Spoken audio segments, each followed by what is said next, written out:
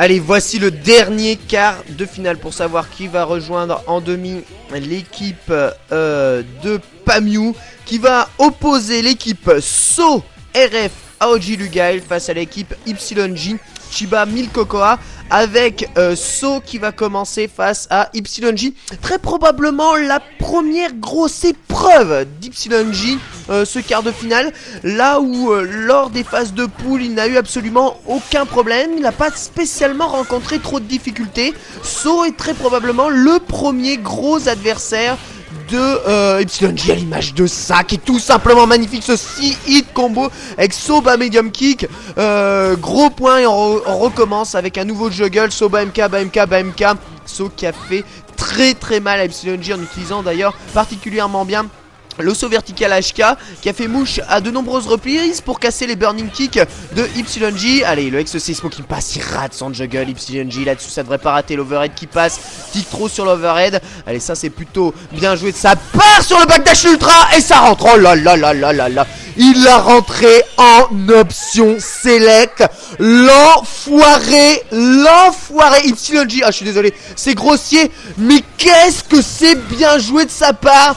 L'ultra rentré en option select pour éviter le backdash sur le safe jump HK ou HP, je n'ai pas vu. Et l'ultra qui rentre, ça n'est pas du pif, ça n'est même pas du mind game ni de la lecture de frame. C'est tout simplement de l'OS parfaitement exécuté. Si tu backdash ça sort, si tu prends dans la garde ça sort pas. Allez, bas medium Thunder Knuckle qui pleuve sur So, YJ qui a quand même réussi à s'imposer du Diablo Vert, le burning kick qui passe dans le vent. Elle fait saut vertical HK, So suivi d'un dash avant décalage qui n'est pas passé. Il a réussi bien à se protéger de Exo-Seismo. Faut dire qu'il en abuse malheureusement avec Exo-Seismo. High jump cancel So HK qui a permis à So de retomber sur ses pattes et ici de renvoyer un double ex Yakuka qui lui permet de remporter le deuxième round. Elle fait une petite erreur, YJ, ça lui a coûté directement le match. Il est pas beau ce Thunder Knuckle d'entrée. Allez, Balka, on agresse, il a pas grand chose comme True Reversal, Viper. Mis à part son ex burning kick qui peut parfois lui sortir des pressings. So HK, ça passe dans la saving à Zanshu et il continue à attaquer So même s'il a encore des dégâts à récupérer. Le backdash bien arrêté par le Exo-Seismo. Juggle le burning kick, fan de burning kick, l'overhead arrêté par la saving. Et ce vertical HK confirmé par un enchaînement de like Yakukiak. Malheureusement sur le upside down kick se fait un tout petit peu choper, même totalement choper. Le pauvre So, décalage shop déchopé de la part de YJ. Exo-Seismo qui passe, il y a la saving, dash cancel qui ne sort malheureusement pas. Son vertical HK sur le nouvel Exo-Seismo, un tout petit peu trop hasardeux qui permet à YJ de remporter ce match. Ah, il a fait de jolies choses YJ, on peut pas lui on peut pas le prendre là-dessus.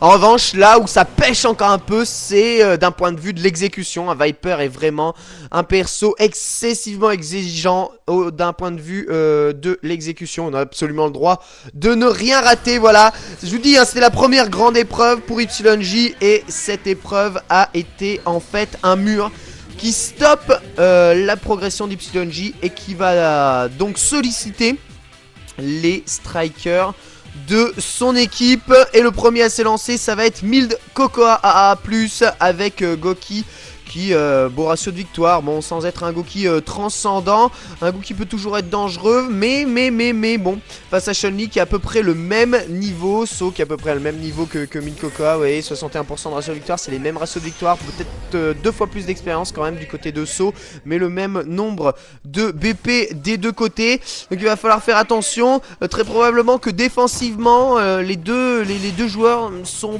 peut-être pas au top, à en juger à leur niveau de BP d'un point de vue des réflexes défensifs. Le premier qui trouve l'ouverture de garde peut faire vraiment très mal, et notamment Chun-Li qui peut faire des dégâts absolument monstres sur Gookie. Avec Demon Flip Main, ça passe bien, Demon Flip Main pour essayer de placer une shop, mais il a placé des lights à la retombée.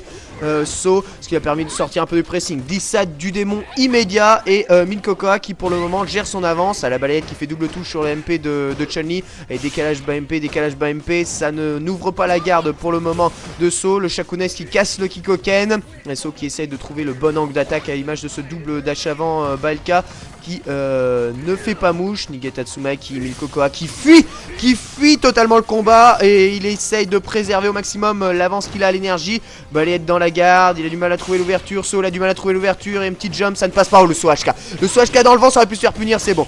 La punition au saut HPHP en entière de la part de So, ça lui permet de revenir un peu. La Zanshu bien gardée, voilà, il punch, medium punch, le link un tout petit peu raté de la part de So qui a trouvé l'ouverture avec So HP, mais c'est pas confirmé, ça c'est dommage. Avec saving de la balayette, on attend un tout petit peu pour récupérer l'énergie. Non, bien joué, empty jump, Baelka confirme sur le ex Yakukak, ouais, un ex Yakukak sur Gookie, ça fait très mal au wall. Il a pris HK là, il a pris HK, mis le coca, il l'a sorti par C, et le Baelka ex Yakukak qui en termine avec la pauvre barre de vie. Je vous dis, évidemment Gookie doit faire très attention, et c'est là-dessus dont je parlais, je veux bien insister. Le fait que Chun-Li passe quelques balai kicks lui permet de confirmer un ex Yakukak très rapidement, et ça fait sur Gookie des dégâts absolument monstrueux à l'image de sa Zanshu. Link Baelka totalement réussi avec le ex Yakukak confirmé. Oh, il est dans le coin là, Gookie. Oh, le medium punch pour casser le Tatsumaki cross-up, c'était bien joué ça de la part de So. Allez, on l'agresse avec quelques light en miti, soit high punch avec Yakukak, avec ce spinning burn, un festival 9 hit combo. Je ne vois pas comment Milkoka va s'en sortir. Et ben il ne s'en sortira pas.